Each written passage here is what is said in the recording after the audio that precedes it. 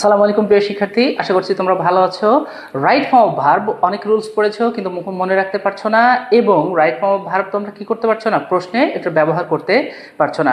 কিভাবে প্রশ্নটা সলভ করবে, রাইট ফর্ম অফ ভার্ব অর্থাৎ ভার্বের সঠিক রূপটা কিভাবে ব্যবহার করবে, এটা তোমরা অনেক ক্ষেত্রে কি করছো, আটকে যাচ্ছ। অনেক ক্ষেত্রে তোমাদের কাছে এটা জটিল হয়ে যাচ্ছে। তো চলো আজকে আমরা একটা রাইট ফর্ম অফ ভার্বের কোয়েশ্চেন সলভ করব বুঝে বুঝে একেবারে। এতে করে তোমার কি হবে, তুমি এর পরবর্তীতে এবং পরীক্ষাতে রাইট ফর্ম অফ ভার্বের ক্ষেত্রে এক ধাপ এগিয়ে থাকবে। তো আজকে আমরা শিখব হচ্ছে মির্জাপুর ক্যাডেট কলেজ থেকে আমাদের যে 2026 সালে টেস্ট পরীক্ষা হয়েছে, এই টেস্ট পরীক্ষার একটা কোয়েশ্চেন। এই টেস্ট পরীক্ষার কোয়েশ্চেনগুলো তুমি যখনই সলভ করবে তখন তোমার পরীক্ষার ক্ষেত্রে তুমি অন্যের থেকে অবশ্যই এক ধাপ এগিয়ে থাকবে। তো চলো আমরা শুরু করি। আজকে দেখব আমরা Mirzapur cadet college, Mirzapur cadet college right form of verb. এটা 2026 সালের একটা টেস্ট কোয়েশ্চেন। হ্যাঁ, 2026 সালের টেস্ট কোয়েশ্চেন, 2026 সালের টেস্ট কোয়েশ্চেন, এটা আমরা সলভ করব। দেখো এখানে যে রাইট ফর্ম অফ ভার্বটা আছে, right form of verb solve করার ক্ষেত্রে একটা বিষয় মনে রাখবে যে রাইট ফর্ম অফ ভার্বের যে প্যাসেজটা রয়েছে, যে বাক্যগুলো রয়েছে, এই বাক্যগুলো তুমি যখন পড়বে তখন তোমাকে পড়ে বুঝে নিতে হবে যে আসলে এইটা বর্তমান সময়কে নির্দেশ করছে না কোনো অতীত সময়কে নির্দেশ করছে। এরপরে আমরা বিভিন্ন রুলসগুলো তো ইউজ করব। তো চলো এখানে দেখি, এখানে যে বিষয়টা আছে সেটা হলো এ সিরিজ অফ আর্থকোয়েকস, মানে ভূমিকম্পের ধারাবাহিক ভূমিকম্প dash strike Bangladesh in late 2025, অর্থাৎ বাংলাদেশে 2025-এর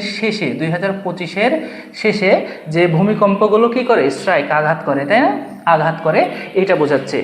এখন দেখো 2025, আমাদের এখন 2026 সাল, অর্থাৎ আমরা নিঃসন্দেহে বুঝতে পারছি এটা অতীতকাল নির্দেশ করছে। কি কাল নির্দেশ করছে? অতীতকাল নির্দেশ করছে। তাহলে এখানে কি হবে, এখানে স্ট্রাইককে তুমি কি করে দাও, স্ট্রাইককে তুমি স্ট্রাক করে দাও, অতীতকাল নির্দেশ করছে। এই series of earthquakes struck Bangladesh in late 2025, যে বাংলাদেশে 2025-এর শেষে যে এই ধারাবাহিক ভূমিকম্প আঘাত করেছিল।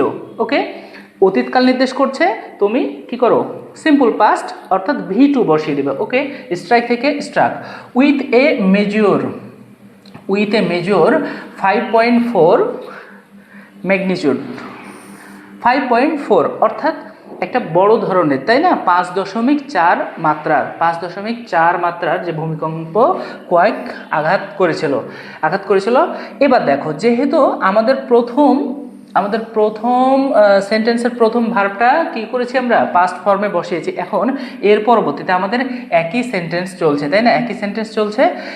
এরপরে আমরা যদি একাধিক বাক্যে একাধিক ভার্ব বসাই, সেক্ষেত্রে কি করতে হবে, এইটার ভার্বের সাথে আইএনজি যুক্ত করতে হবে। তাহলে এখানে কি করে দেবে, হিট থেকে হিটিং করে দিতে হবে। ওকে, খুবই সহজ রুলস। যদি দেখো বাক্যে ভার্বের প্রথমটা কি করেছো, প্রথমটা তুমি হচ্ছে যে পাস্ট ফর্মে বসাইছো অথবা তুমি প্রেজেন্ট ফর্মে বসাইছো, পরবর্তীতে যে ভার্বটা বসাবে সেটাকে কি করতে হবে, ভার্বের সাথে আইএনজি যুক্ত করে দিতে হবে। হিটিং নেয়ার নরসিংদীর কাছাকাছি অন November 21, নভেম্বরের 21 তারিখে নরসিংদীর কাছে একটা ভয়াবহ ভূমিকম্প হলো। এর সাথে সাথে গোটা দেশে কি হয়েছিল, কেঁপে উঠেছিল। আবার দেখো এখানেও বাক্যটা কি হয়নি, শেষ হয়নি, আগের বাক্যর বর্ণনায় আমরা দিচ্ছি। তাহলে এখানে কি দিতে হবে, আবারও কি করো, আইএনজি যুক্ত করে দাও, কজিং অ্যাট লিস্ট 10 ডেথস, যার কারণে কয়জন মারা যায়, 10 জন মারা যায়, অ্যান্ড হান্ড্রেডস অফ ইনজুরিজ, এবং শত কি হয়, আহত হয়। ওকে, তাহলে আমাদের একটা বাক্য শেষ।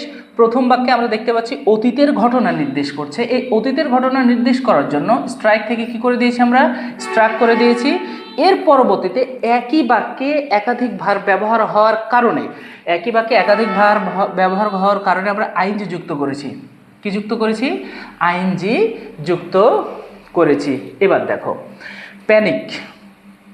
Panic dash spread as building, এখন দেখো বিল্ডিং ইন ঢাকা, আমাদের এখানে যখন ভূমিকম্পটা সংঘটিত হয় তখন কি হয়েছিল? আতঙ্ক ছড়িয়ে পড়েছিল, অর্থাৎ অতীতের ঘটনাকে নির্দেশ করছে।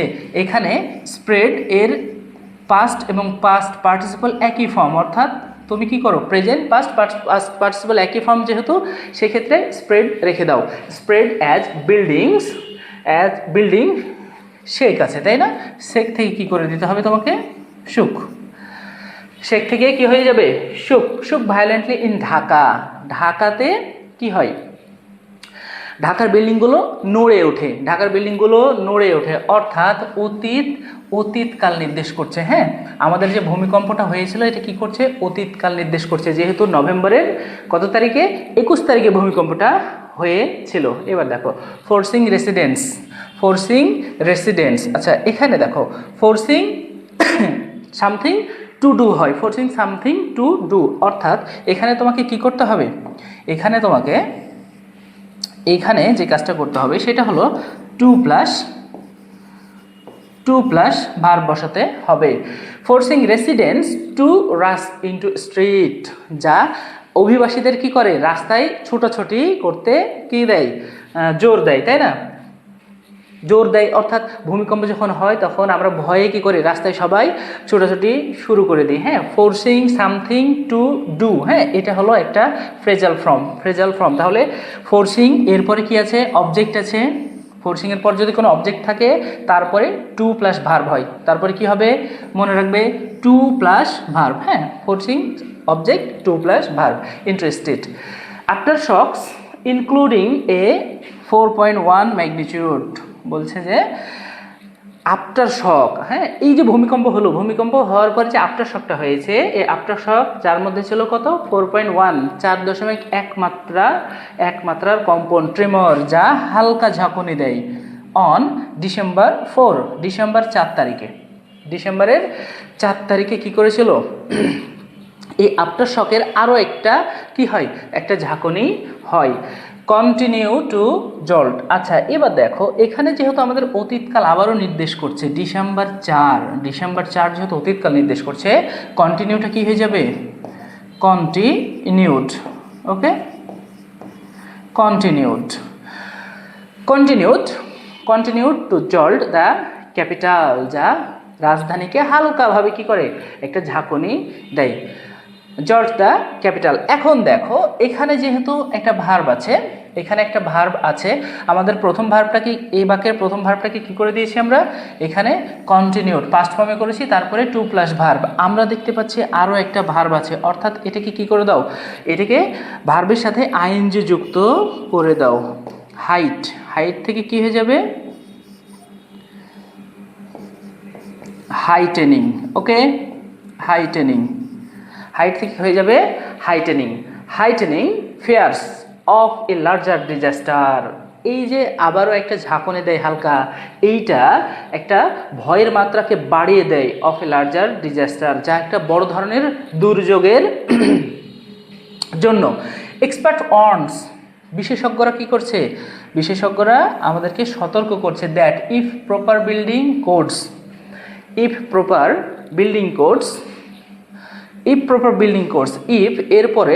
এর পরে কি আছে? ইফের পরে প্রপার বিল্ডিং কোডস, অর্থাৎ এটা হলো কন্ডিশনাল। হ্যাঁ, মনে রাখবে, এটা হলো কন্ডিশনাল। Proper building codes. এখন এই যে বিল্ডিং কোডস, এই বিল্ডিং কোডসটা কে দিবে? বিল্ডিং কোডস কি নিজে নিজে দেওয়া যায়? বিল্ডিং কোডসটা নিজে দেওয়া যায় না, অর্থাৎ এটাকে কি করতে হবে? আমাকে প্যাসিভ বানাতে হবে। এটাকে কি বানাতে হবে? প্যাসিভ বানাতে হবে। আর কোডস, যেহেতু বিল্ডিং কোডস প্লুরালে আছে, are not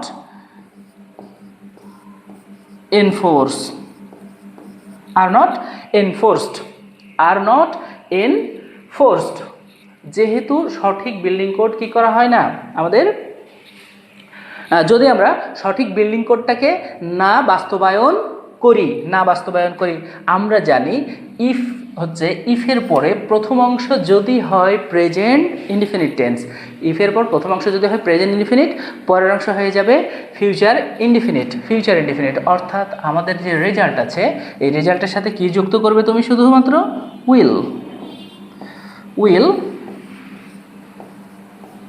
will result in catastrophic losses in densely populated areas, যা একটা ভয়াবহ ক্ষতির মুখে সম্মুখীন হতে হবে আমাদের। হ্যাঁ, ভয়াবহ ক্ষতির সম্মুখীন হতে হবে ডেন্সলি ঘনবসতিপূর্ণ জনবহুল এলাকায়। ওকে, এই ছিল হচ্ছে যে মির্জাপুর ক্যাডেট কলেজের টেস্ট কোশ্চিনের আমাদের রাইট ফর্ম ভার্বের যে প্রশ্নটা সেটা সলভ।